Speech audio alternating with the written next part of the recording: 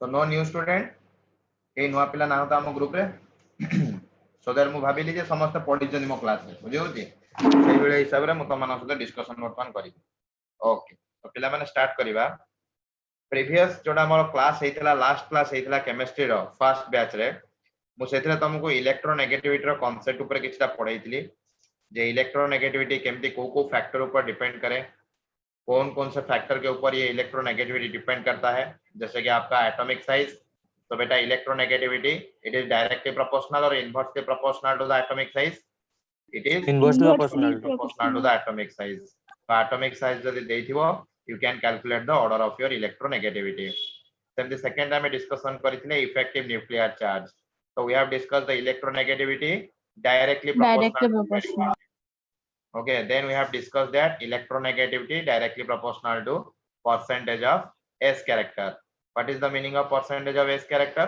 पिला माने एथि पे तुम मोटिका हाइब्रिडाइजेशन विषय जानिया को पड़िबो क्या है हाइब्रिडाइजेशन का कांसेप्ट कि यदि sp हाइब्रिडाइजेशन होता है नहीं तो sp2 अदरवाइज sp3 तो यहाँ पे आपका परसेंटेज जो है वो कितना आ जाएगा 50% यहाँ पे आ जाएगा 33% and here it will be your 25%. तो जितना आपका percentage of S character increase करेगा उसी तरीके से इलेक्ट्रोनेगेटिविटी भी इंक्रीज करेगा. Okay so it is directly proportional. Next thing हमने डिस्कस किया था it is directly proportional to your oxidation state. Okay तो इलेक्ट्रोनेगेटिविटी जो है वो ऑक्सीडेशन स्टेट के साथ डायरेक्टली प्रोपोर्शनल होता है पॉजिटिव ऑक्सीडेशन स्टेट के साथ. जैसे कि मैंने आप लोगों को एग्जांपल दिया था यदि मैं यहाँ पे लेता हूँ Mn+2 then your Mn+4 then your Mn+7 तो इनमें से ज्यादा ऑक्सीडेशन स्टेट किसका है Mn+7 का है. तो यहाँ पे इसका इलेक्ट्रोनेगेटिविटी ज्यादा होगा. इस तरह से इसका ऑर्डर बनेगा. ये पॉजिटिव के लिए है. यदि नेगेटिव के लिए आप कंसीडर करते हो तो क्या होगा बेटा देखते हैं. यदि मैंने ऑक्सीजन लिया देन उसके बाद O-2 देन मैंने ले लिया O-1 तो बेटा यहाँ पे ऑर्डर किसका ज्यादा होगा देन होगा O-1 का देन O-2 का. तो जितना आपका नेगेटिव जितना आप चार्ज बढ़ रहा है उसी तरीके से इलेक्ट्रोनेगेटिविटी जो है वो डिक्रीज करते जाएगा. क्लियर. तो नेक्स्ट हमने ये भी डिस्कस किया था यार Fe+2 Fe+3 आई थिंक ये 3-4 एग्जांपल मैंने तुम्हें दिया था. तो यहाँ पे भी ऑक्सीडेशन स्टेट किसका ज्यादा है Fe+3 का. तो इसलिए इसका इलेक्ट्रोनेगेटिविटी ज्यादा बनेगा या नहीं. Clear everyone. Yes sir. Okay तो ये सब चीज हमने डिस्कस कर दिया था हम प्रीवियस क्लास के अंदर. तो पीरियोडिक वेरिएशन के बारे में मैंने आप लोगों को बताया था. तो इलेक्ट्रोनेगेटिविटी का पीरियोडिक वेरिएशन कैसे होता है. If it is along the period and if it is down the group तो अलोंग द पीरियड में आपका इलेक्ट्रोनेगेटिविटी इंक्रीज करता है या डिक्रीज करता है. When you will move from left to right increase करता है. बेटा इंक्रीज क्यों करता है. In moving from the left to right in a period the size gradually contracts decreases due to the increase in the effective nuclear charge. Okay so that's why the electronegativity it will increase with the increase in the atomic number because it is directly proportional to Z effective. तो Z effective बढ़ रहा है इसलिए electronegative जो है वो increase करेगा. यहाँ पे बेटा अभी नीचे जा रहे हो तो साइज क्या करता है इंक्रीज करता है. साइज इंक्रीज करता है तो इलेक्ट्रोनेगेटिविटी क्या होगा डिक्रीज करेगा. अभी हमने पढ़ा. अभी दूसरे बात हमने कुछ एक्सेप्शन के बारे में बात किया था आप लोगों के साथ. तो एक्सेप्शन में हमने क्या बात किया था कि ग्रुप 18 के जो एलिमेंट्स हैं ग्रुप 18 के जो हमारे नोबल गैसेस हैं helium neon argon krypton xenon and radon वो सारे के सारे जितने भी एलिमेंट्स हैं उनका इलेक्ट्रोनेगेटिविटी कितना है 0. Very good students very good. Electronegativity it is equals to 0. Very good. और हमने कुछ एक्सेप्शन डिस्कस किया था. क्या डिस्कशन किया था electronegativity group 1. Very good. Group 1 के अंदर हमने और एक एक्सेप्शन डिस्कस किया था that the electronegativity of the caesium is equals to the electronegativity of francium. तो ये नियरली इक्वल होता है. क्लियर. ये एक हमारा एक्सेप्शन था. नेक्स्ट हमने कुछ और डिस्कस किया था क्या और कुछ हुआ था एक्सेप्शन के बारे में.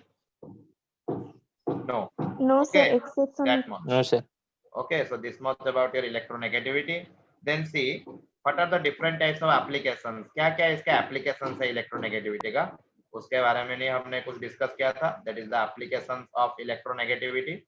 तो application में पहला application हमने क्या देखा था metallic character. इसके बारे में मैंने आपके साथ डिस्कस किया था metallic character and also your non metallic character. तो बेटा ये हमने क्या डिस्कस किया था मेटेलिक और नॉन मेटेलिक कैरेक्टर में? यदि लो लो इलेक्ट्रोनेगेटिविटी मेटल। यस, लो इलेक्ट्रोनेगेटिविटी जिसका होता है वो होता है तुम्हारा मेटल्स, और जिसका हाई इलेक्ट्रोनेगेटिविटी होता है that is your non non metal. Metal. Okay, non metals होता है। तो बेटा आप सोच के देखो, जब आप एक पीरियड के अंदर लेफ्ट टू राइट जाते हो, लेफ्ट टू राइट जब जाते हो तो वहां पे इलेक्ट्रोनेगेटिविटी इंक्रीज करता है अलोंग द पीरियड में।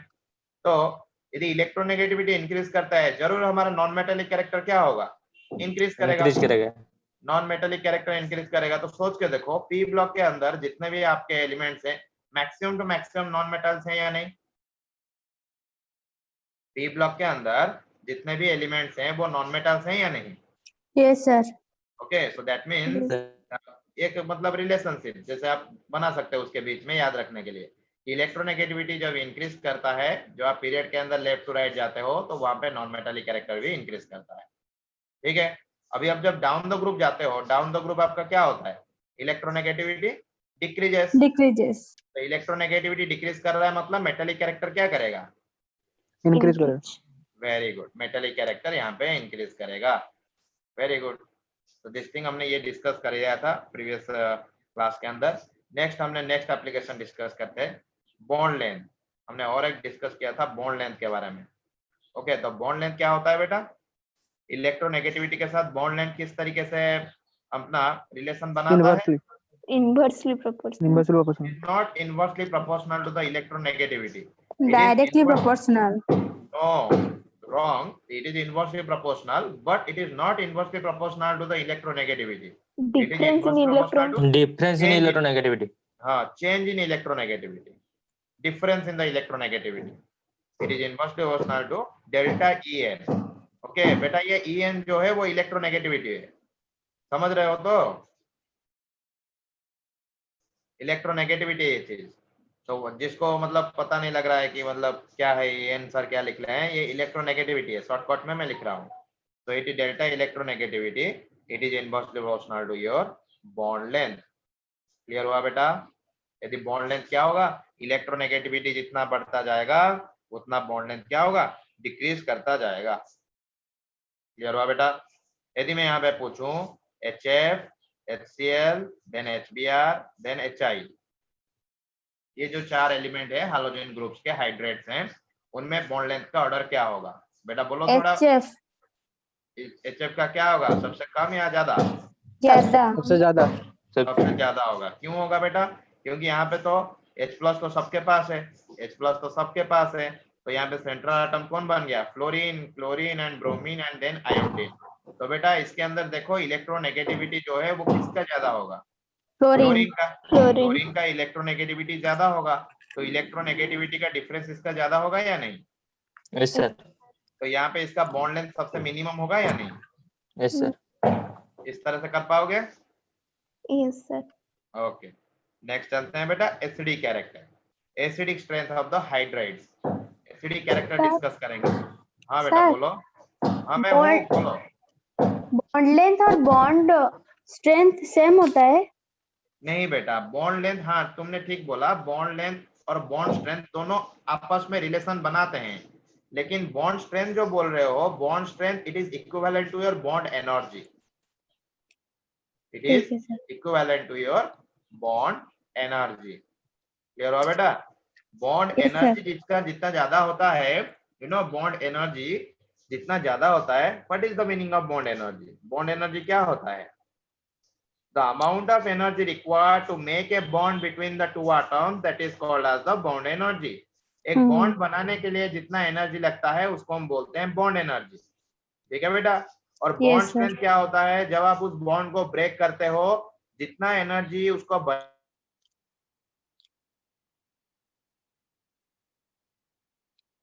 सर वॉइस किसी भी सुनी।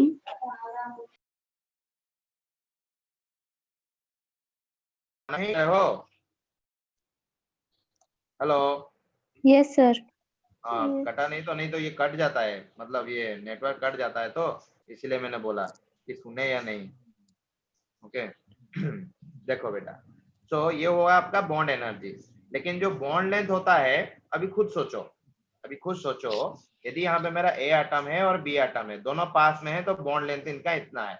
यदि बॉन्ड लेंथ मान लो ये इतना थोड़ा बढ़ जाएगा, तो आपको यहाँ पे बॉन्ड को ब्रेक करने के लिए इजी होगा, या यहाँ पे आपको बॉन्ड मतलब ब्रेक करने के लिए इजी होगा? सर आई 2i पे में इजी ज्यादा होगा, इजी होगी।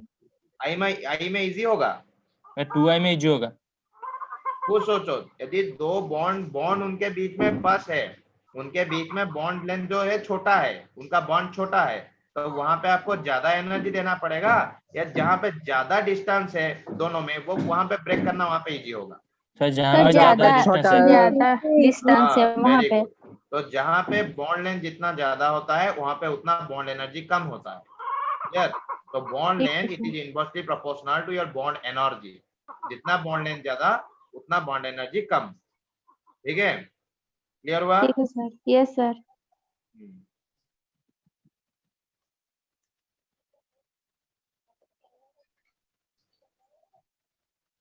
एसिडिक कैरेक्टर बेटा, तो एसिडिक कैरेक्टर के अंदर हम पहले डिस्कस करेंगे acidic character of the hydrides.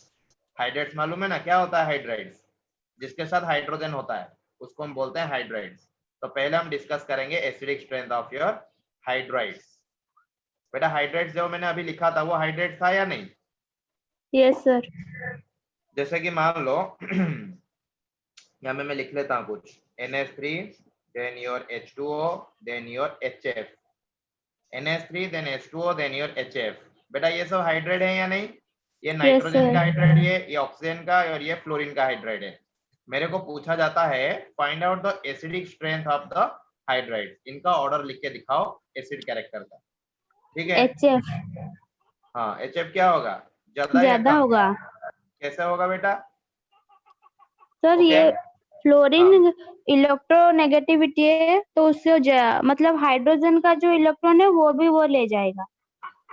अच्छा, इलेक्ट्रोनेगेटिविटी इलेक्ट्रॉन ले जाएगा मतलब उसने इलेक्ट्रॉन शेयर किया हुआ है ना, तो वो फ्लोरीन दोनों इलेक्ट्रॉन को ले जाएगा, शेयर किया हुआ भी, और हाइड्रोजन के पास जितना होगा वो भी ले जाएगा।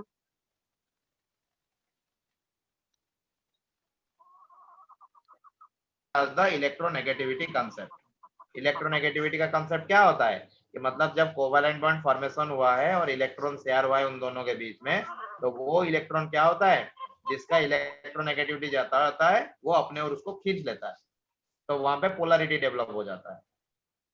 क्लियर हो बेटा? तो इलेक्ट्रॉन देता नहीं है, ये गलत कंसेप्ट है। ओके, इलेक्ट्रॉन दे देता तो वहां पे आयन फॉर्मेशन हो जाता है, और जो आयन फॉर्मेशन होता है कब होता है? जब आप इसको इलेक्ट्रोलाइट के अंदर छोड़ देते हो। इलेक्ट्रोलाइट के अंदर जब बना लेते हो इसको लिक्विड स्टेट में, वो आयन में ब्रेकआउट हो जाता है। ज्यादा पढ़ेंगे उसके बारे में इलेक्ट्रोकेमिस्ट्री। ओके, तो यहाँ पे यदि आपको पूछा गया है एसिडिक कैरेक्टर का ऑर्डर, तो क्या बनेगा? In a particular period the acidic strength of the hydride depends on the electronegativity of the central atom. तो मतलब यहाँ पे नाइट्रोजन, यहाँ पे ऑक्सीजन और यहाँ पे फ्लोरीन, इसका इलेक्ट्रोनेगेटिविटी के ऊपर ये डिपेंड करता है। जितना इलेक्ट्रोनेगेटिविटी ज्यादा होगा, higher the electronegativity, the M will show the greater acidic strength of the hydride. मतलब ये जो सेंट्रल एटम है वो ज्यादा एसिडिक स्ट्रेंथ शो करेगा। तो electronegativity of the central atom जितना ज्यादा, एसिडिक कैरेक्टर और एसिडिक स्ट्रेंथ उतना ज्यादा। क्लियर हो बेटा? यहाँ पे बोलो किसका एसिडिक स्ट्रेंथ ज्यादा होगा?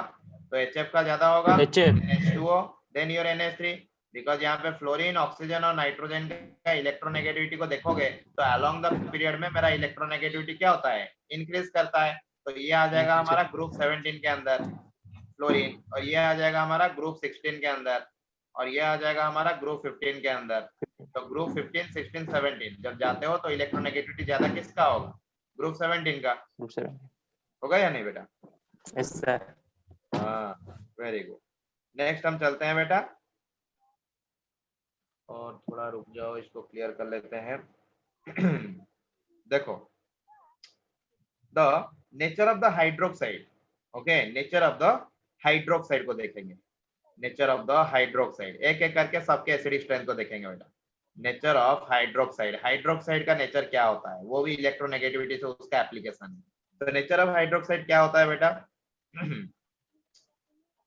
एक बात सुनो, हाइड्रोक्साइड जो होता है वो बेसिक ऑक्साइड भी बनाता है, सॉरी मतलब वो एसिडिक भी होता है और बेसिक भी होता है, लेकिन किसका हाइड्रोक्साइड एसिडिक होता है और किसका हाइड्रोक्साइड बेसिक होता है, और उसका इलेक्ट्रोनेगेटिविटी के साथ कौन सा रिलेशन है उसके बारे में देखते हैं। मान लो तुम्हारे पास एक हाइड्रोक्साइड है AOH, एक हाइपोथेटिकल हाइड्रोक्साइड है, ए कुछ भी हो सकता है, ए कुछ भी हो सकता है। तो मान लो यहाँ पे तुम्हारा एक हाइड्रोक्साइड है AOH, समझ में आ रहा है? Yes sir. देखो, तो यहाँ पे जो A है, मान लो ये जो A है, if the electronegativity of this electronegativity of the A, it is more than 1.7, then it is acidic in nature, then it is acidic in nature। Value आपको यदि क्वेश्चन इस तरीके से देता है तो वैल्यू आपको क्वेश्चन के अंदर दिया गया होता है, ठीक है? तो ऐसा नहीं कि आपको वैल्यू को याद रखना है, जो भी वैल्यू आपको दिया जाएगा आइदर वो 1.7 से ऊपर होगा, नहीं तो 1.7 से नीचे होगा। तो यदि 1.7 से ऊपर होता है इलेक्ट्रोनेगेटिविटी, देन वहां पे इसका नेचर क्या हो जाएगा? एसिडिक हो जाएगा। किसका? हाइड्रोक्साइड का। क्लियर? यदि electronegativity of A it is less than 1.7, यदि 1.7 से लेस होता है तो वहां पे क्या हो जाएगा? Basic in nature, basic in nature.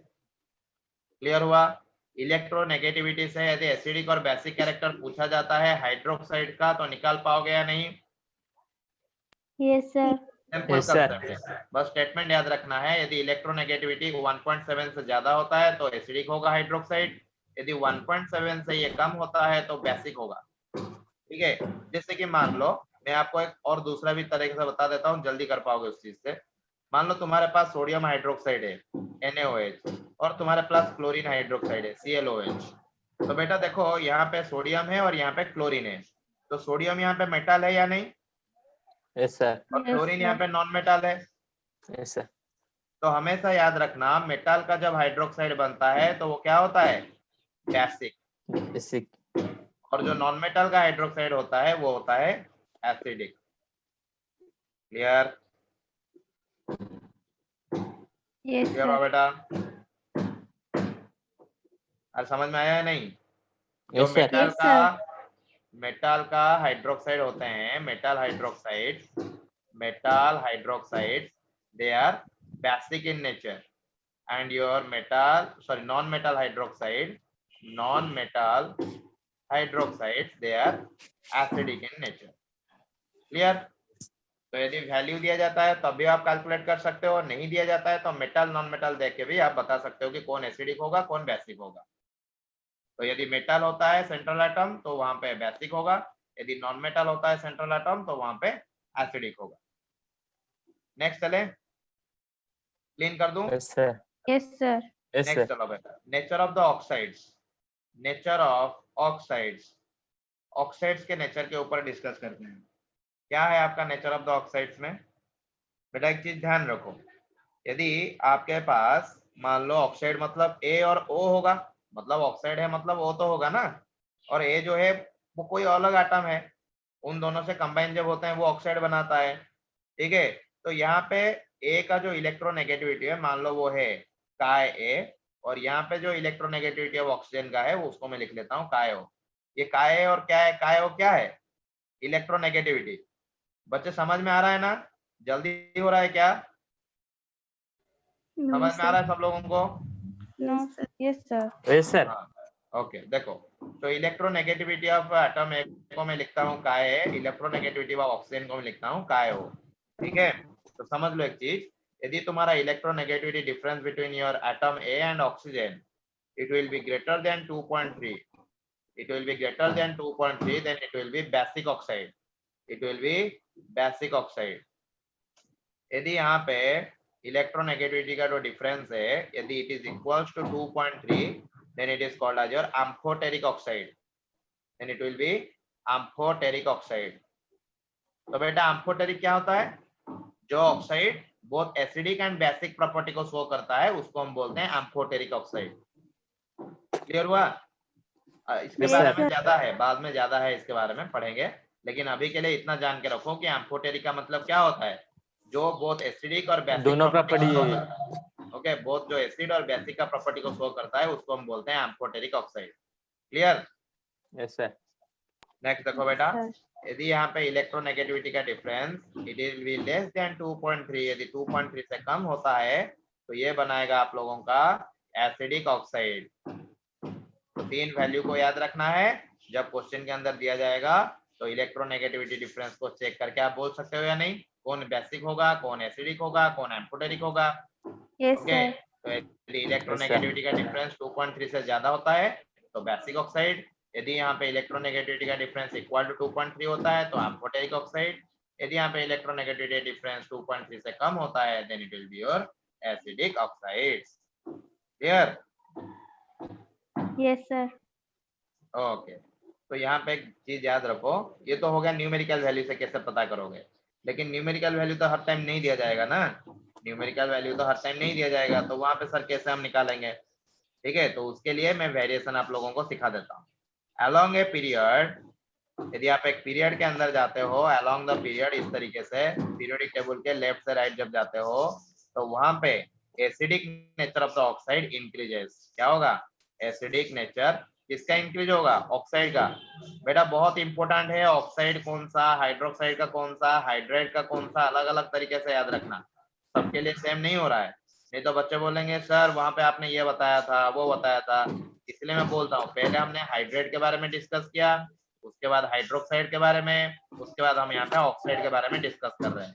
Oxide के बारे में हमने डिस्कस किया कि इलेक्ट्रोनेगेटिविटी का डिफरेंस यदि 2.3 से ज्यादा होता है तो बेसिक ऑक्साइड बनाएगा, यदि 2.3 से इक्वल होता है तो एम्फोटेरिक ऑक्साइड बनाएगा, यदि 2.3 से कम होता है तो एसिडिक ऑक्साइड बनाएगा। क्लियर? तो उसका Yes, वेरिएशन sir. को देखो बेटा, अलोंग द पीरियड में जब जाते हो तो एसिडिक नेचर यहाँ पे इंक्रीज करता है। एसिडिक नेचर किसका इंक्रीज करता है? Oxide. वेरी गुड, ऑक्साइड, हमेशा याद रखना ऑक्साइड सबके लिए काम नहीं करेगा सेम चीज, ऑक्साइड के लिए एसिडिक नेचर इंक्रीज करेगा अलोंग द पीरियड में। Okay, next down the group, down the group जब जाते हो तो वहां पे क्या होगा? एसिडिक नेचर क्या होगा? डिक्रीज करेगा। Decrease करेगा. बढ़ेगा कौन? Basic nature. एसिडिक नेचर का ऑपोजिट कौन होता है? बेसिक नेचर, तो यहाँ पे बेसिक Basic. नेचर इंक्रीज होगा। ठीक हुआ? अरे समझ में आया या नहीं? सर फिर से एक बार। मैंने बोला, अच्छा सुनो, कंफ्यूज हो गए बच्चे लोग। तो डाउन द ग्रुप में हमारा एसिडिक नेचर क्या होगा? अलोंग द पीरियड में एसिडिक नेचर यदि इंक्रीज हो रहा है तो डाउन द ग्रुप में क्या होगा? ऑक्साइड का एसिडिक नेचर डिक्रीज होगा। एसिडिक नेचर Increase होगा. ठीक है, कोई बात नहीं। अभी मैं बोलता हूँ यदि मैं अलोंग द पीरियड में जाता हूँ तो basic nature of the oxide क्या होगा? Decrease. डिक्रीज। वेरी गुड, क्योंकि एसिडिक नेचर इंक्रीज हो रहा है मतलब बेसिक नेचर उसका ऑपोजिट होगा, तो बेसिक नेचर यहाँ पे डिक्रीज करेगा। अब जब डाउन द ग्रुप जाते हो तो वहां पे बेसिक नेचर क्या होगा? Increase करेगा. इंक्रीज। वेरी गुड, वही मैंने बताया, एक बार में बता दिया इसलिए कंफ्यूज हो गए। अभी अलग अलग करके रख दिया, कर पाओगे? यदि एसिडिक Yes, नेचर sir. पूछता है तो बना पाते हो, बेसिक नेचर पूछता है तभी बना पाओ, कोई दिक्कत? ओके, लेकिन बेटा यहाँ पे तुम लोगों को थोड़ा याद रखना पड़ेगा कि कौन यहाँ पे एम्फोटेरिक ऑक्साइड है, कौन यहाँ पे न्यूट्रल ऑक्साइड है। कुछ न्यूट्रल ऑक्साइड भी होते हैं जो कि एग्जाम के अंदर आ जाता है, ठीक है? जैसे कि मान लो मैं यहाँ पे आपको एक क्वेश्चन देता हूँ, sodium oxide that is your Na2O, then it is your magnesium oxide, then your aluminium oxide, then there is your silicon oxide, sodium, magnesium, aluminium, silicon, then your phosphorus P4O10 phosphor oxide, then your sulfur oxide, then your chlorine oxide। ये बेटा sulphur है SO3, then your Cl2O7। बेटा लिख लिया हमने, सारा oxide लिख लिया सबका? अरे लिख लिया या नहीं? Yes, Yes, sir. sir. अभी मेरे को ये पूछ रहा है किसका एसिडिक होगा, किसका बेसिक होगा, किसका एम्फोटेरिक होगा, इस तरीके से हमें निकालना होता है, ठीक है? तो यहाँ पे देखो ये अलोंग द पीरियड में है या नहीं? सोडियम, मैग्नीशियम है, तो ये कौन सा ग्रुप का है? Group 3, sorry period Yes, sir. 3, period 3, Period. Period 3, sorry मैंने ग्रुप बोल दिया, पीरियड 3 का एलिमेंट्स है। तो sodium, magnesium, aluminium, silicon, phosphorus, sulphur, chlorine. बेटा अलोंग द पीरियड में अभी अभी हमने क्या बात किया? एसिडिक कैरेक्टर क्या होता है? ज्यादा होता है. कैरेक्टर ज्यादा होता Increase. है। तो बेटा यहाँ पे एसिडिक कैरेक्टर क्या होगा, P4O10 से लेके SO3Cl2O7, ये जितने भी ऑक्साइड बनाते हैं वो सब एसिडिक होगा। अरे होगा या नहीं? Yes, yes sir. सर। क्योंकि इंक्रीज होता है एसिडिक कैरेक्टर। और इनिशियली जो ऑक्साइड है, सोडियम ऑक्साइड, मैग्नीशियम ऑक्साइड, ये सब हो जाएंगे बेसिक, क्योंकि एसिडिक कैरेक्टर वहां पे इंक्रीज करता जाएगा तो बेसिक नेचर धीरे धीरे डिक्रीज करता जाएगा। समझ रहे हो कॉन्सेप्ट को? तो सोडियम ऑक्साइड, मैग्नीशियम ऑक्साइड जो होंगे वो बेसिक हो जाएंगे, और यहाँ पे जो एल्यूमिनियम ऑक्साइड और सिलिकॉन ऑक्साइड है वो क्या हो जाएगा, एम्फोटेरिक। एम्फोटेरिक। ओके, थोड़ा यहाँ पे आप लोगों को याद रखना पड़ेगा, हर टाइम ऑर्डर काम नहीं करेगा, क्योंकि ऑर्डर आपको नहीं पूछा गया यहाँ पे कोई भी ऑर्डर आपको नहीं पूछा जाएगा। सिंपली आपको पूछा जाता है बेसिक नेचर होगा या एसिडिक नेचर होगा या एम्फोटेरिक नेचर होगा, बोलो। ठीक है, तो मैं कुछ ऑक्साइड का नाम आप लोगों को बता दूंगा जो कि कॉमनली एग्जाम के अंदर पूछता है। ओके, नहीं तो जितना भी मैं आपको क्लास के अंदर नोट्स में अभी बोल रहा हूँ वही क्वेश्चन आएगा, बाहर में कोई भी वो बाद में कोई क्वेश्चन नहीं पूछेगा। ठीक है, तो जितना यहाँ पे देख रहे हो उसी तरीके से ही क्वेश्चन आएगा। ठीक है, तो सोडियम ऑक्साइड और मैग्नीशियम ऑक्साइड यहाँ पे बेसिक नेचर शो करेंगे, और फास्फोरस, सल्फर, क्लोरीन धीरे धीरे एसिडिक नेचर शो करेंगे, और एल्यूमिनियम, सिलिकॉन जो है वो एम्फोटेरिक नेचर को शो करेंगे। खत्म हुआ बेटा? Yes sir. मैं आप लोगों को कुछ एम्फोटेरिक ऑक्साइड का नाम बताता हूँ, थोड़ा नोट कर लो, इसको रट लेना एम्फोटेरिक ऑक्साइड का नाम। ठीक है, लिखो beryllium oxide BeO, then your aluminium oxide Al2O3, then your zinc oxide ZnO, then your tin oxide SnO, then your lead oxide PbO, then your tin oxide, that is your dioxide SnO2, then your PbO2, then your Sb2O3. They are your amphoteric oxide. कुछ common examples of your amphoteric oxide जो कि तुम्हारे previous year के exam के अंदर आ चुके हैं already. ये तरह से तुम्हारा एम्फोटेरिक ऑक्साइड को पूछता है ये सब चीज को। Okay, so this is your amphoteric oxides. ये जितने भी ऑक्साइड मैंने आप लोगों को दिखाया अभी, they all are amphoteric oxide, इसको रट लेना है। ठीक है, अभी देखो नेक्स्ट वाला है आपका neutral oxide, carbon monoxide, your water, your nitrogen oxide NO, then your N2O, they are your neutral oxides. They are your neutral oxides. Carbon monoxide, water, nitrogen oxide, N2O, they all are your neutral oxides. Okay? Yes, sir. Yes sir. सब लोग इसको रट लेंगे, सब लोग इसको रट लेंगे, जितना भी एलिमेंट का ऑक्साइड लोग आपको मैं बोल रहा हूँ वो सब चीज को आप रट लो। जितना भी यहाँ पे एलिमेंट दिया गया है, beryllium, aluminium, zinc, tin, lead, Sn, Pb, Sb2, तो ये जितना भी इनका ऑक्साइड है सब एम्फोटेरिक बनाते हैं। और यहाँ पे carbon monoxide, water, NO, N2O, they are your neutral oxides. Okay sir. Clean करो, लिख लिया सब लोगों ने? सर। ओके, तो बेटा Yes, sir. अभी हम देखेंगे ये जो ऑक्साइड्स होता है उसका एसिडिक नेचर, उसका एसिडिक नेचर का अभी यदि हमें ऑर्डर पूछता है तो ऑर्डर हम किस तरीके से निकालेंगे सर? ये तो आपको हमने बता दिया कि एसिडिक होगा या बेसिक होगा या एम्फोटेरिक होगा, लेकिन यदि पर्टिकुलरली एसिडिक ऑर्डर पूछता है तो हम वहां पे कैसे निकालेंगे ऑक्साइड का, तो उसके लिए भी आपको लोगों को बताएंगे। देखो, तो एसिडिक स्ट्रेंथ जो होता है ऑक्साइड का, लिख लो acidic strength of the oxide, it is also directly proportional to your electronegativity. It is also directly proportional to your electronegativity. Acidic strength of the oxide जो होता है वो डायरेक्टली प्रोपोर्शनल होता है इलेक्ट्रोनेगेटिविटी को। समझ रहे हो बेटा? जैसे कि यहाँ पे एग्जांपल देते हैं, बहुत सारे एग्जांपल दूंगा आप लोगों को, कोई मत हो, इसका एग्जांपल आ जाएगा।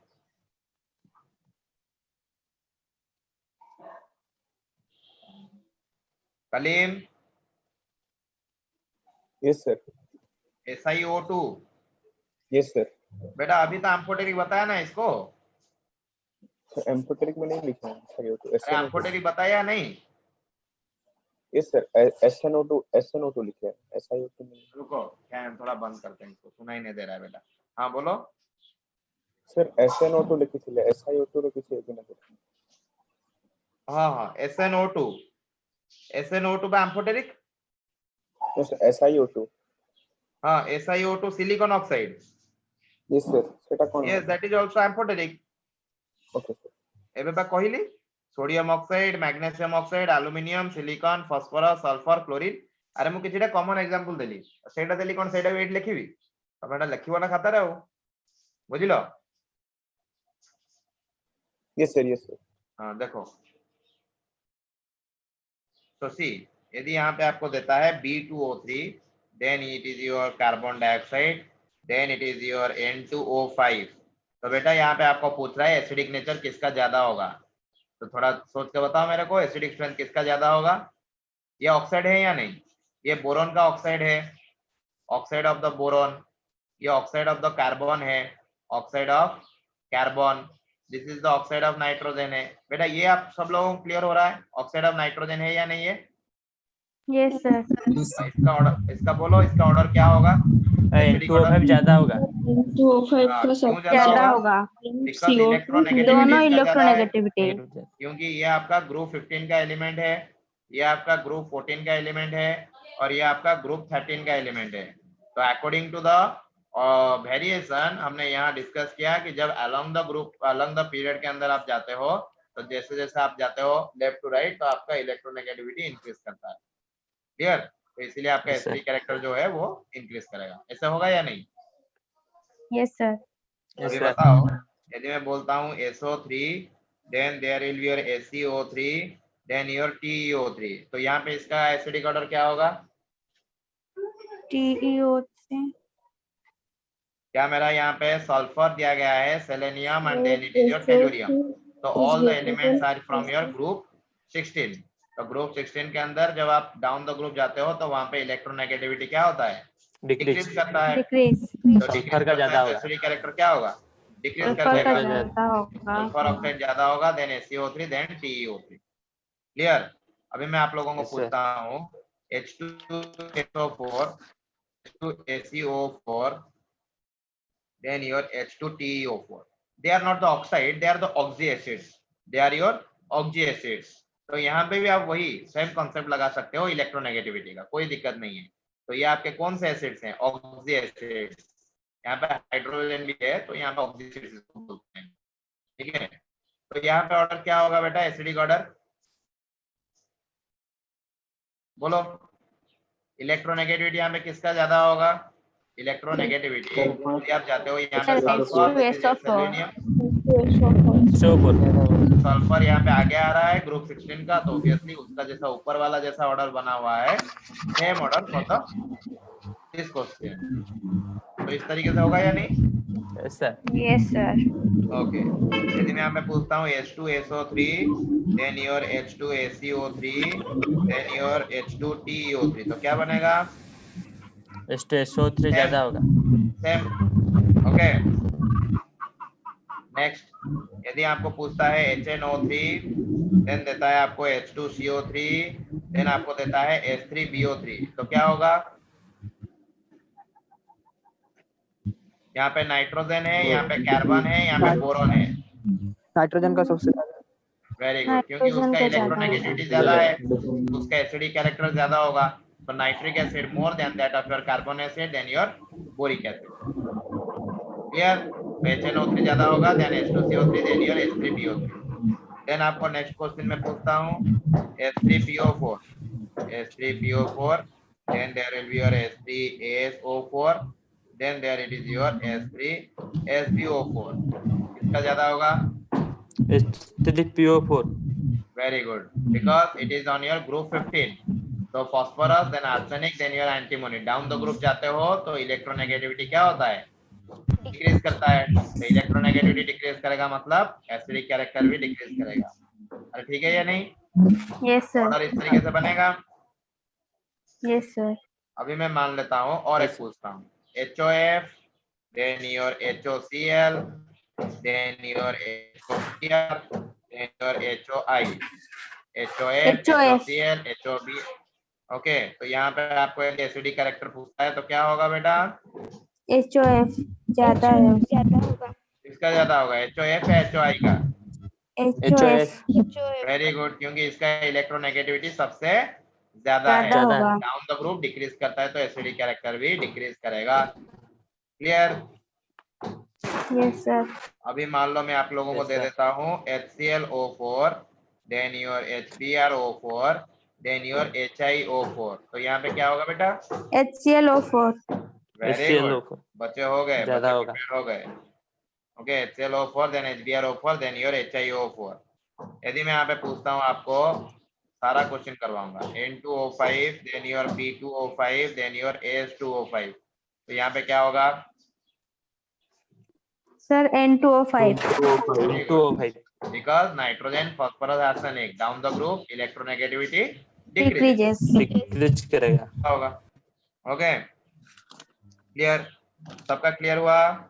Yes sir. Yes sir. अभी और थोड़ा डिफरेंट टाइप का डिस्कस करते हैं। मान लो तुम्हारे पास दिया गया है Sb2O5 और तुम्हें दिया गया है Sb2O3, दोनों एंटीमोनी के ऑक्साइड्स हैं या नहीं बेटा? Yes sir. तो इनमें से एसिडिक कैरेक्टर किसका ज्यादा होगा? यदि आपको इस तरीके से क्वेश्चन पूछता है तो आप क्या देखोगे? The acidic property it will increase with the increasing oxidation state. With the increasing oxidation state of the central metal atom. बेटा यहाँ पे सेंट्रल मेटल एटम दोनों में क्या है? ओ। बेटा माइक ऑफ करो बेटा, माइक ऑफ करो। जिसका बैकग्राउंड में नॉइस है थोड़ा माइक ऑफ कर लो, नहीं तो सब लोग डिस्टर्ब हो जाएंगे। तो यहाँ पे भी Sb है और यहाँ पे भी Sb है, तो इसका ऑक्सीडेशन स्टेट निकालते हैं। ऑक्सीडेशन स्टेट कैसे निकालते हैं? जिसका निकालना हो उसको x ले जाते हैं तो 2x, और यहाँ पे ऑक्सीजन का होता है -2, तो -5 into -2 is equal to -10 which is equal to 0, 2x it is equal to 10, x is equal to 5। तो यहाँ पे एंटीमोनी जो है वो +5 स्टेट में है, और यहाँ पे निकालते हैं तो 2x - 6 is equal to 0, so 2x is equal to 6, x is equal to 3, तो यहाँ पे +3 स्टेट में है। अरे ठीक है या नहीं? Yes sir. तो मैंने क्या बोला? जितना ऑक्सीडेशन स्टेट ज्यादा होगा उतना आपका एसिडिक कैरेक्टर ज्यादा होगा। तो यहाँ पे Sb2O5 का ज्यादा होगा या Sb2O3 का? Sb2O5। Sb2O5 very good, okay very good. Next आपको एक पूछता हूँ क्वेश्चन, जैसे कि मान लो यहाँ पे मैं पूछ लेता हूँ HClO4 then your HClO3 then your HClO2 then your HClO। बेटा यहाँ पे आपको ऑर्डर पूछा गया है HClO4। वेरी गुड, क्योंकि यहाँ पे स्टेट ज्यादा आएगा इसका, समझ रहे हो? इसका स्टेट ज्यादा आएगा, तो इसलिए HClO4 ClO4 then HClO3 then HClO2 then HClO। Clear? Order इस तरीके से बनेगा या नहीं एसिडिक कैरेक्टर का order? Yes sir. Yes sir. आपको यहाँ पे और दूसरा टाइप का पूछता हूँ। मान लो मेरे पास है मेरे पास क्या है Fe2O3 और मान लो मेरे पास है FeO, तो बेटा यहाँ पे किसका ज्यादा होगा? F2O3। क्योंकि यहाँ पे आयरन का स्टेट क्या है? +3 और यहाँ पे +2 फेरोस्टेट में है, तो इसीलिए ज्यादा है यहाँ पे स्टेट, तो इसीलिए इसका एसिडिक कैरेक्टर ज्यादा। क्लियर होगा? Yes sir. बेटा नाइट्रस एसिड के बारे में पता है? नाइट्रस एसिड +2 में पढ़ा होगा, होनो HNO2। Yes sir. हाँ, नाइट्रस एसिड बोलते हैं उसको। मैं बच्चों को सिखाता हूँ होनो, रिएक्शन करने के लिए उन लोगों को इजी हो जाता है होनो से। ओके देखो, तो यदि आपको पूछा जाता है HNO3 और HNO2, इन दोनों के बीच में किसका एसिडिक स्ट्रेंथ ज्यादा होगा, तो बोलो किसका ज्यादा होगा? HNO3। वेरी गुड, क्योंकि नाइट्रोजन का स्टेट यहाँ पे ज्यादा आएगा, तो hence your acidic character of your HNO3 it will be more than that of your HNO2। HNO2। Yes sir. Okay, यदि आपको यहाँ पे पूछा जाता है SO3 और SO2, इन दोनों के बीच में SO3। आपको पूछा जाता है H2SO4 और आपको पूछा जाता है H2SO3, देन H2SO4। ओके, यदि आपको मैं पूछता हूँ N2O5 और आपको मैं पूछता हूँ N2O3, then N2O5। Very good. तो बेटा एक चीज याद देखो, यहाँ पे ध्यान दो, जितना ऑक्सीजन ज्यादा रहता है उतना आपका एसिडिक कैरेक्टर ज्यादा होता है या नहीं? Yes sir. Yes sir.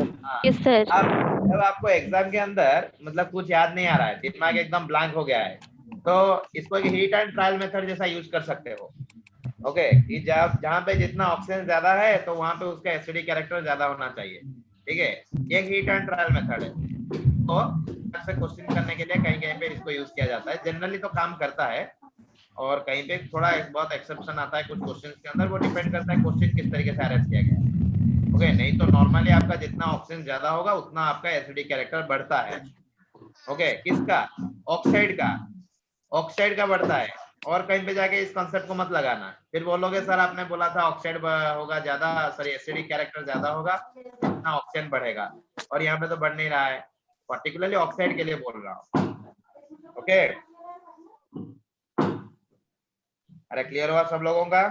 Yes sir. Yes sir. हाँ। देखो बेटा, नेक्स्ट हम कुछ डिस्कस कर लेते हैं। ये हो गया तुम्हारा जितना भी एप्लीकेशन था एसिडिक कैरेक्टर का। नेक्स्ट और दो बहुत छोटा छोटा चीज है, उसके बारे में थोड़ा बोल दूंगा। Next it will B complete. देख लो, डेंसिटी। डेंसिटी के बारे में थोड़ा बात करते हैं। डेंसिटी के बारे में बताया तो नहीं है? कोई चीज तो बात नहीं किया है डेंसिटी के बारे में? नहीं सर। No sir. तो बेटा No, डेंसिटी sir. क्या होता है बेटा? Density is equals to mass by volume. Volume. Density it is equals to mass by volume. तो आपका पीरियोडिक टेबल के अंदर आपका मास बाय वॉल्यूम का रेशियो इंक्रीज होता है, कहाँ पे डिक्रीज होता है, उसके बारे में हमें डिस्कस करना है। ओके, समझ रहे हो बेटा? तो सुनो है मेरे एक बात। Yes sir. तो कौन से फैक्टर्स हैं जो कि डेंसिटी को इफेक्ट करते हैं? कौन से फैक्टर्स हैं? डेंसिटी आपको इतना क्वेश्चन आता नहीं है, एग्जाम के अंदर इतना क्वेश्चन नहीं पूछता है डेंसिटी के ऊपर, लेकिन पढ़ा रहे हैं तो मैं तो कंप्लीटली पढ़ाऊंगा ना। ठीक है, तो इसीलिए मैं डेंसिटी के बारे में थोड़ा बहुत बता देता हूँ आपको, लेकिन क्वेश्चन इतना आता नहीं है डेंसिटी से ऊपर। देखो, तो फैक्टर्स कौन सा फैक्टर डेंसिटी को अफेक्ट करते हैं? पहला फैक्टर है आपका inner shell configuration. Inner shell configuration, जो इनर सेल कॉन्फ़िगरेशन है वो आपको डेंसिटी को यहाँ पे इफेक्ट करता है, इनर सेल कॉन्फ़िगरेशन। दूसरा कंसेप्ट क्या है? Your atomic weight. Obviously mass relation है, मतलब एटॉमिक वेट तो रिलेशन में रहेगा ही, ठीक है या नहीं? Atomic weight. Next is your chemical bond. Next is your chemical bond. And last one is your packing capacity और पैकिंग स्ट्रेंथ, मतलब जो एटम जब पैक हुए हैं वो किस तरीके से उनका पैकिंग हुआ है। तो that is called as your packing strength बोल सकते हो आप लोग, नहीं तो पैकिंग कैपेसिटी भी बोल सकते हो। तो पैकिंग कैपेसिटी लिख लो। तो आपको पूछ लेगा डेंसिटी किस किस फैक्टर के ऊपर डिपेंड करता है। पहला ऑप्शन में inner shell configuration, next option पे एटॉमिक वेट, थर्ड ऑप्शन पे केमिकल बॉन्ड, फोर्थ ऑप्शन पे ऑल ऑफ दीज। तो कौन सा ऑप्शन होगा? All of all of these. Okay, तो डेंसिटी का इस तरीके से क्वेश्चन पूछेगा। ऑर्डर इतना नहीं पूछता है, लेकिन कौन से फैक्टर के ऊपर डेंसिटी डिपेंड करता है वो पूछ लेता है। तो उसको करने के लिए आपको जानना पड़ेगा। तो inner shell configuration, atomic weight, chemical bond, packing capacity के ऊपर आपका डेंसिटी डिपेंड करता है। अभी देखते हैं उसका वेरिएशन किस तरीके से होता है पीरियोडिक टेबल के अंदर। मान लो ये हो गया आपका अलोंग द पीरियड, ये हो गया आपका डाउन द ग्रुप। तो अलोंग द पीरियड और डाउन द ग्रुप में आप जब जाते हो तो वहां पे किस तरीके से आपका डेंसिटी का वेरिएशन होता है। पर्टिकुलर जब पीरियड के अंदर जाते हो डेंसिटी अलोंग द पीरियड, जब आपका लेफ्ट हैंड साइड से राइट हैंड साइड जाते हो यहाँ पे, तो आपका जो डेंसिटी है फर्स्ट इट विल इंक्रीज। पहले ये इंक्रीज करेगा, density it will increase till it will B maximum. Till it will B maximum, density increase करता रहेगा और मैक्सिमम होगा फिर till it will B maximum. जब तक ये मैक्सिमम नहीं हो जाता तब तक ये इंक्रीज करता रहेगा। ओके, इंक्रीज करेगा and then decreases, and then decreases. Density increase करेगा पहले मैक्सिमम तक, देन यहाँ पे डिक्रीज करेगा। ओके, तो यहाँ पे आप इस तरीके से भी कंसिडर कर सकते हो। यहाँ पे ब्रैकेट लगा के लिख लो, एस ब्लॉक से लेके डी ब्लॉक तक, एस ब्लॉक से लेके डी ब्लॉक तक आपका इंक्रीज होता है, एस ब्लॉक से लेके डी ब्लॉक तक, और D block to P block आपका डिक्रीज होता है। D block to P block यहाँ पे डिक्रीज होता है। क्लियर? अरे समझ में आया या नहीं? Yes sir. बस इतना याद रखो कि डेंसिटी इंक्रीज होता है मैक्सिमम तक, उसके बाद ये डिक्रीज होता है। कोई पीरियोडिक वेरिएशन यहाँ पे नहीं शो करता है, ठीक है? तो इसीलिए ऑर्डर नहीं पूछता है डेंसिटी का। ओके, लेकिन Yes, sir. जब आप पीरियड में, जब आप ग्रुप के अंदर जाते हो, टॉप टू बॉटम जब ग्रुप में मूवमेंट करते हो, तो वहां पे डेंसिटी क्या होता है? इंक्रीज होता है। डेंसिटी इंक्रीजेस कहाँ पे? ग्रुप के अंदर। और ये रेगुलर होता है, डेंसिटी इंक्रीज होता है, रेगुलरली इंक्रीज करता है। ओके, कोई यहाँ पे वेरिएशन नहीं, लेकिन पीरियड में वेरिएशन है। क्लियर? Yes sir. हाँ, this is all about your density. Okay, this is all about your density. Density के बारे में आप लोग ये जान लो, ये इस तरह से उसका वेरिएशन शो करता है। This is the thing, this is the thing जो कि आप लोगों का पीरियोडिक टेबल के अंदर था। At last this chapter is completed. Okay, तो खुद क्वेश्चन बनाना, मैं कुछ क्वेश्चंस ग्रुप के अंदर डालूंगा। ओके, उसको करके अपलोड करना। उसके बाद हम टोटल चैप्टर का जो असाइनमेंट है उसको डिस्कस करेंगे एक क्लास में। Clear? Yes, sir. Yes sir. Next we will go to your atomic structure. बेटा open your atomic structure. Atomic structure start करेंगे। Sir, हाँ बॉस, यो कॉफ। sir, how would the electronegative application look like? Electronegative is proportional to percentage of S character. तार ଗୋଟେ example कौन वाला electronegativity? proportional to percentage of S character. हाँ, तार ଗୋଟେ example ଟେ बॉन्डिंग पढ़ाइला सिना एग्जांपल जानिबू। sp sp2 sp3 हाइब्रिडेशन केमनी कैलकुलेट करिवु नले? सुना नहीं? बॉन्डिंग जानी थिले तो sp sp2 sp3 बाहर करिवो। अरे बॉन्डिंग जदी जानि नथिबो त हाइब्रिडेशन बाहर केमनी करिवो? बुझिबुझी? तो एग्जांपल एडी केम दिया दिबो। खाली एते कि मन रख, percentage of S character directly proportional to electronegativity. Bonding जेतोले पढ़ा हबो, बॉन्ड एंगल, बॉन्ड लेंथ और बॉन्ड स्ट्रेंथ जेतोले डिस्कस करिवि, सेतोले पुणी ए कांसेप्ट सेठी अराइज करिवो। तो सेही जगह टोटल एग्जांपल रे तू डिस्कस करिबे। बुझियला? No sir. आ कोन डाउट अछि? No sir, କିଛି ନାହିଁ। देखो, या भी डाउट थिवो, डाउट तो कोन तो पढ़ाला नॉर्मल, क्वेश्चन कले डाउट आसीबो। मु तुमको असाइनमेंट दे दोची, असाइनमेंट जे करो, होल चैप्टर रो जोडी डाउट हबो मु तुमको गोटे क्लास रे लागो डिस्कस करे देबी। हला? क्लियर? तो पिला माने एटॉमिक स्ट्रक्चर रो तमମାନଙ୍କ सहित मु किछटा पार्ट डिस्कशन करथिली। को पार्ट डिस्कशन करथिली? Quantum number part. पिला माने hello? Yes, sir. Yes sir. समस्त कंफर्टेबल तो? स्पीड होनी तो बुझी पड़तो तो समझते? Yes, sir. सर। हां, ओके। सी हमर जते जल्दी कंप्लीट करले तमे अलग चैप्टर एग्जाम दबो, कारण तुम्हारा बॉन्डिंग का एटॉमिक स्ट्रक्चर रे बहुत कम पार्ट अछि बाकी। तो सेटा इजी पार्ट उडा को तो जल्दी जल्दी सरी जीवो। सेटा मुटी के एटा जल्दी कंप्लीट कर देले तमरा बॉन्डिंग को जीवी। बॉन्डिंग टा पिला नंबर बहुत डाउट था, सेटा उठी भलसे पढेबा।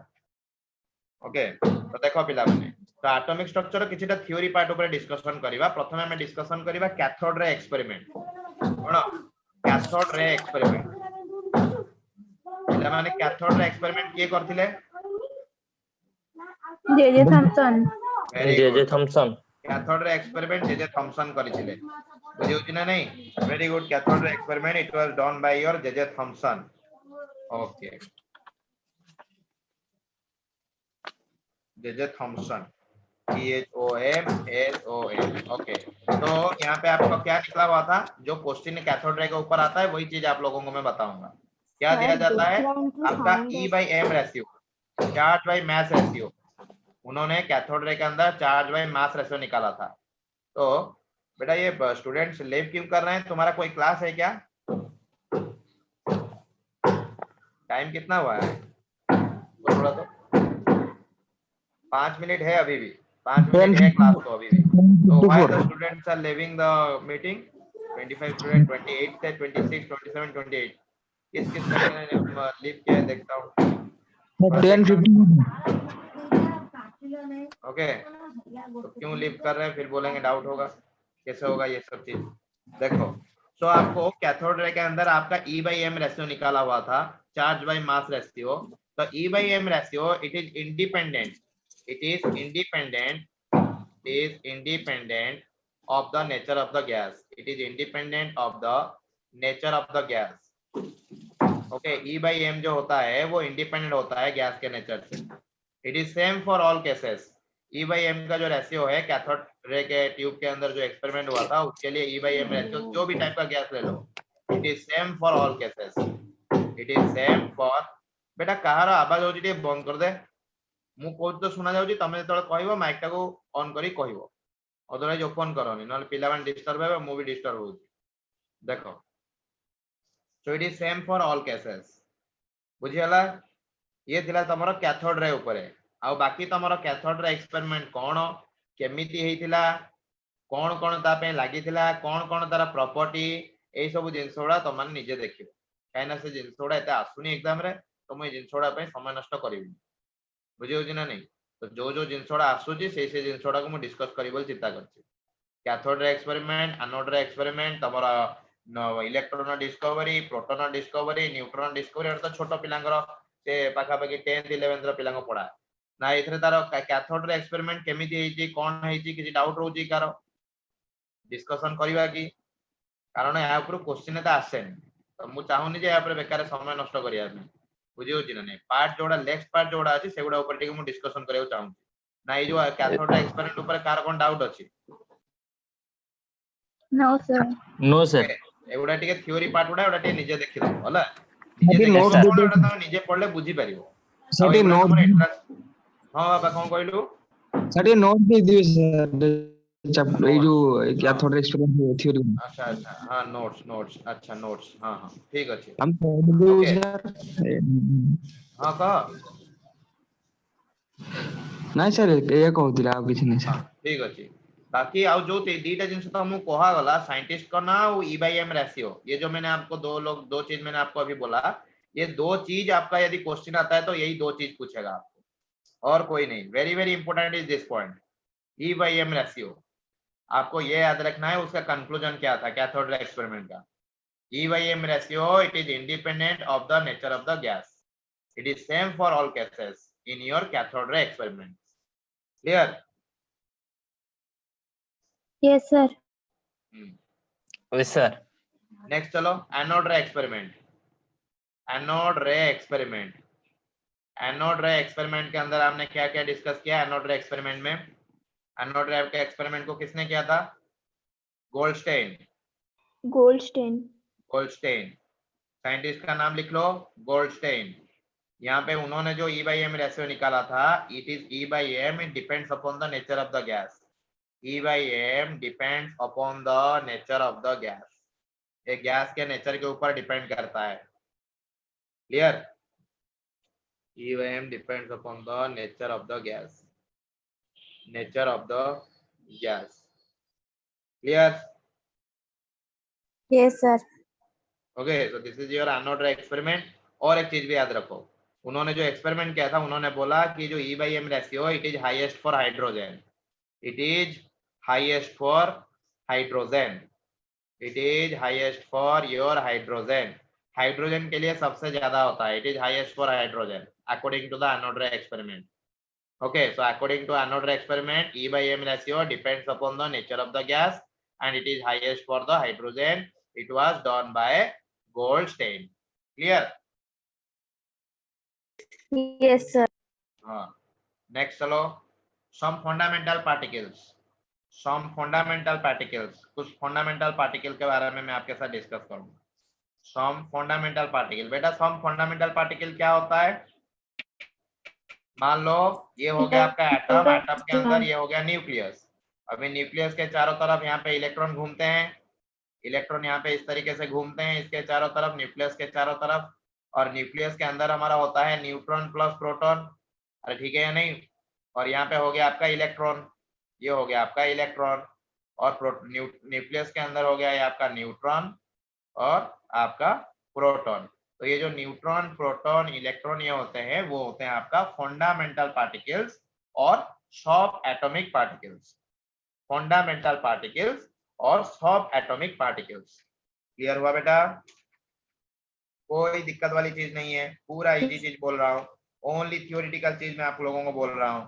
ठीक है, कोई यहाँ पे पढ़ाया नहीं गया है, ऐसा नहीं कि कोई कंसेप्ट समझ में नहीं आएगा, कंसेप्ट कुछ पढ़ा नहीं रहा हूँ, बस थ्योरी बोल रहा हूँ। ठीक है, देखो तो पहले हम बात करते हैं किसके डिस्कवरी के बारे में? Electron. Discovery of the electron. बेटा इलेक्ट्रॉन को किसने डिस्कवर किया था? J Thomson. Thompson.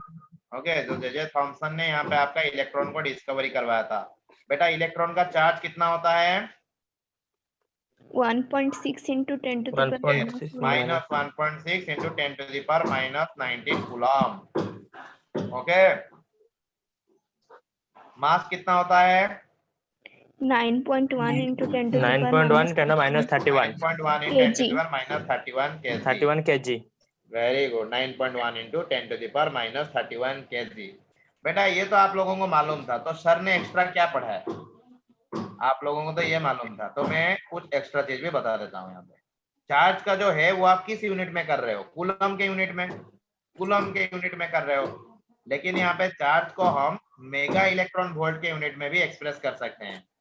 Mega electron volt, that is your minus 4.8 mega electron volt, that is also the charge of the electron, minus 4.8 mega electron volt। दूसरा, बेटा electrostatic पढ़ चुके हो फिजिक्स के अंदर? Yes sir. Yes, sir. बोलो, what is the CGS unit of the charge? So start coulomb. Start coulomb.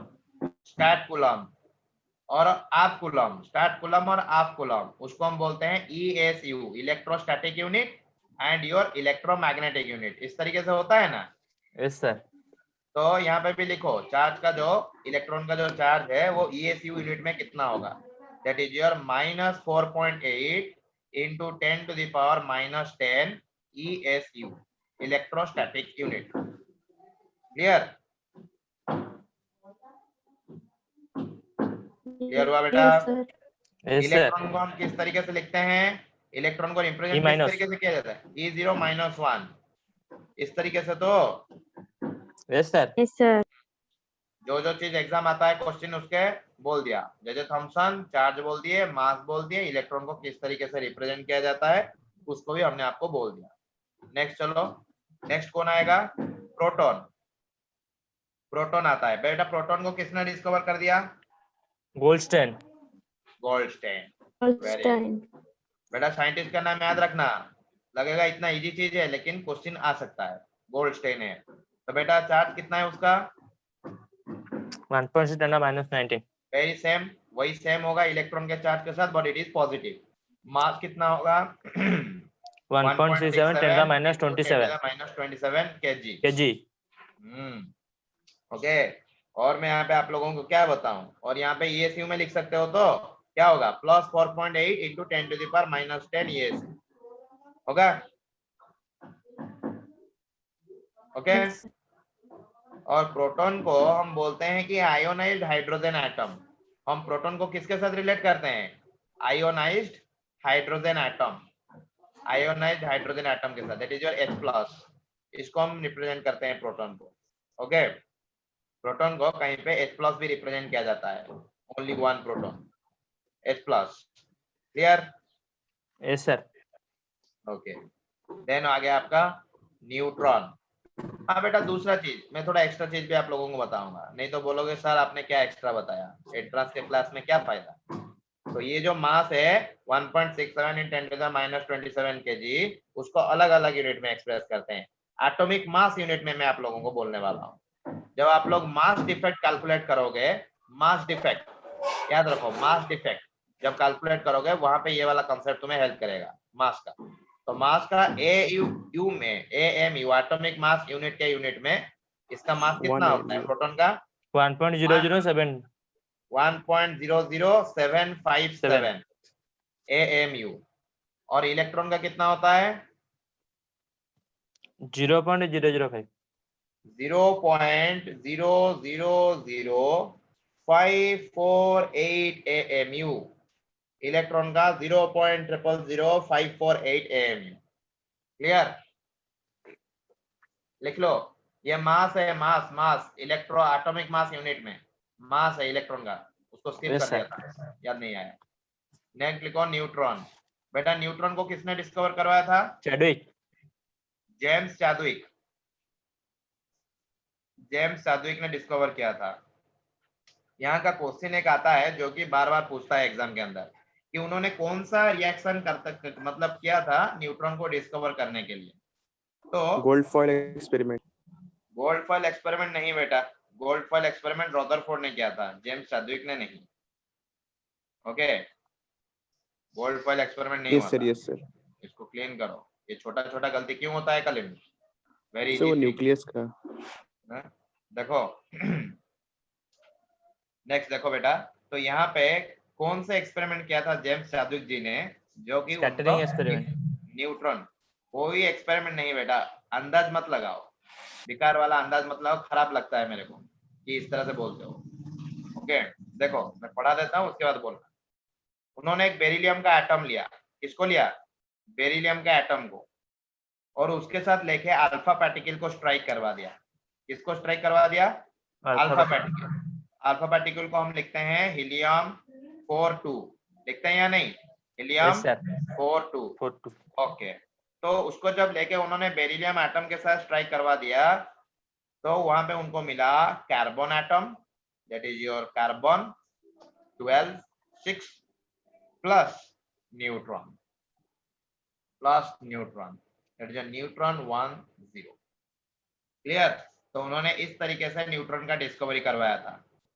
Beryllium atom के साथ जब उन्होंने अल्फा पार्टिकल को स्ट्राइक करवाया, तो वहां पे उनको कार्बन एटम और न्यूट्रॉन मिला, और कार्बन एटम को इस तरीके से और न्यूट्रॉन को उन्होंने इस तरीके से रिप्रेजेंट करवा दिया। ठीक है, अरे समझ में आया है नहीं? Yes, sir. यस अब सर। इतना याद रखो, बेरिलियम के फिर यहाँ से पे समझा दीजिए। फिर से बेटा, ये अल्फा पार्टिकल जो है जब बेरिलियम एटम के साथ ये जाके स्ट्राइक करता है, तो कार्बन एटम निकलता है और न्यूट्रॉन निकलता है। समझने वाला बात यही है, और कोई नहीं है बेटा, कोई कंसेप्ट नहीं है, बस इसको देख के याद रखना है। Okay, see it is your beryllium 94।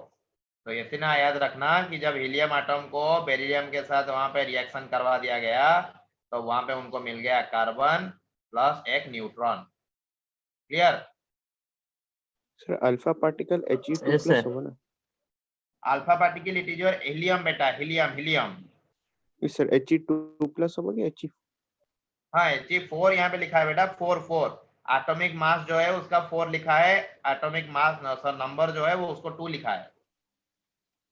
Yes sir. क्या हुआ दिक्कत उसमें? उसमें क्या दिक्कत हुआ? यहाँ पे 4 लिखा गया है, यहाँ पे 2 लिखा गया है, और यहाँ पे हीलियम लिखा गया है, क्या दिक्कत हुआ? No sir it's okay. तो ये था आपका न्यूट्रॉन के डिस्कवरी के बारे में, ये उन्होंने उसको डिस्कवर किया था। बेटा उसका चार्ज कितना होता है? न्यूट्रॉन का charge 0. 0, that is your neutral in nature. Mass कितना होता है? 1.6749 1.675 10 to minus 10 to the 27. power minus 27 kg. 27 kg. Okay, 1.675 into 10 to the power minus 27 kg. Or you can also write in the atomic mass unit, that is your 1.00893 AMU. Okay. और neutron को हम लिखते हैं किस तरीके से? Neutron 1 0। Clear? अरे समझ में आया? Yes, sir. Sir Okay, so this is your different concept, जो basic चीज था आप लोगों का। In the next class, I will discuss about the specific charge density, that is your E/M ratio, and next we will go to your different types of arrangement of the electron. तो उसके हिसाब से atomic number और atomic mass के हिसाब से जो isotope, isobar, isotone, isodiaphere, isostere, isoelectronic species, वो जो भी सब चीज है उस सब चीज को मैं नेक्स्ट क्लास में आपके साथ डिस्कस करूंगा। And the next class it will be the last class of your atomic structure also. Next will go to the chemical bonding. मैं क्वेश्चन शेयर करूंगा, नोट शेयर करूंगा, दो चीज शेयर करूंगा। असाइनमेंट होगा एक चीज में जो कि पीरियोडिक क्लासिफिकेशन के ऊपर होगा, नोट्स जो है वो एटॉमिक स्ट्रक्चर का होगा। दोनों चीज को अच्छे से देखना है, जो डाउट होगा हम एक क्लास लेंगे उसको असाइनमेंट का डाउट क्लियर करने के लिए। सर असाइनमेंट करके ग्रुप में भेजना है? हाँ बेटा, ग्रुप में भेजोगे तो अच्छा होगा ना, सब लोग देखेंगे, तुम भी आंसर जान पाओगे कि क्या है, किसने क्या किया है आंसर, तभी तो जाके जान पाओगे। ठीक है? Yes sir. Yes, sir. वो तुम्हें हेल्प करेगा। यदि तुम इंडिविजुअली मेरे पास छोड़ोगे तो उसमें फायदा क्या है? ठीक है, तो तो जब एक ग्रुप के अंदर आप छोड़ोगे, आप देखोगे कि आपके दूसरे दोस्त ने आपके साथ मतलब उसने किस तरीके से आंसर किया है। ओके, और जब मैं आपका आंसर शीट सेंड कर दूंगा तो आप चेक करोगे, तो आप देखोगे कि किसने करेक्ट किया है, उसने किस तरीके से किया है, मेरा क्यों गलत हुआ। ठीक है, तो ये सब चीज होगा।